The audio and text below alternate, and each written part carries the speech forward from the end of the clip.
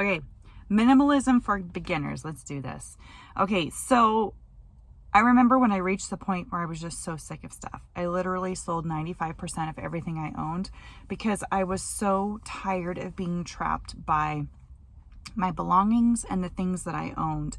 So I just went rogue one day and I got rid of, well, actually over a month, I had like 3 back-to-back garage sales and just got rid of anything that wasn't special to me, or didn't mean something, or that like my kids loved. It was gone. Like, it was so refreshing to live that way. So that was extreme. I don't know if I would recommend it, but you know in your heart if minimalism is something that you're pursuing or thinking about. And here's my best tips and advice. If that is you and you're thinking, man, I would really love to pare down, but you're looking around and there's just stuff that is everywhere and you don't know where to start. This is the simplest advice. So simple, especially if you're a beginner. Just start with one thing. Just decide that drawer, that cupboard, that bin, that basket that is full of stuff. Just start with that one thing, that one drawer, that one basket, that one bin, and you declutter and you go through that and then see how you feel. Because that more than likely will give you enough momentum to do the next bin and the next basket and the next cupboard. So it's something that I believe is meant to bring you joy. The process of paring down and letting go will bring you so much joy if you let it. Your brain, whatever you tell your brain, is your experience that you're going to have when you let go of things.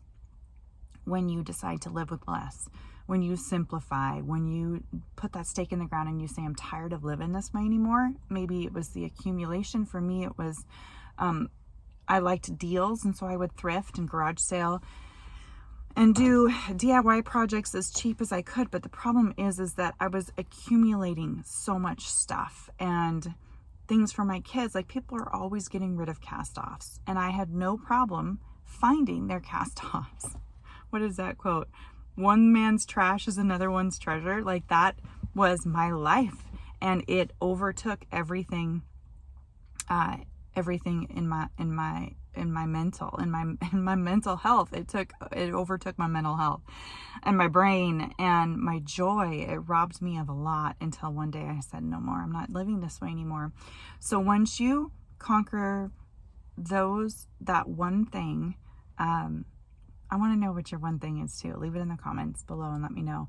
But once you conquer that, that's all you need to know how to do. You have the power now to go through the rest of the areas in your life and simplify and declutter. You don't need a big old thing. You don't need to make it a big old thing. You don't need to be like stressing yourself out or going shopping one more time. It's kind of like when we lose weight.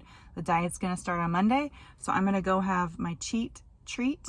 You don't have to do that. You can just make up your mind and say, today is the day that I stop living like that. And tomorrow, or whenever time you set tonight, I'm going to go home and I'm going to do that one thing. Because more than likely, it's going to make you feel so proud of yourself that you're going to want to keep doing it. And then, like me, you might become addicted to just getting rid of stuff. And so now what that looks like for me years and years down the road is everything in my house has a place. So when I go shopping or bring something home, even if it's groceries, like my pantry is small. So whatever I bring home has to have a home. And that's it. There's no piles really. I mean, it gets messy. Like, I got to do a weekly clean, but I mean, there isn't piles of projects or stuff that I need to get to. They're in the corners or in closets where I can't see it. And so I want to encourage you to try the one thing, because when you do that, you realize how much free time it gives you to pursue memories with your kids or your spouse or your friends. how much time you have to volunteer, like just the mental capacity that you have to be able to look up and look around, because you don't have to clean, you don't have to maintain, you don't have to look for more. Like there's just such freedom in that. So that is my tip. That is my one best tip for starting to become a minimalist as a beginner. And remember, you get to define what the word minimalist means to you, but you just start with one thing. That's it.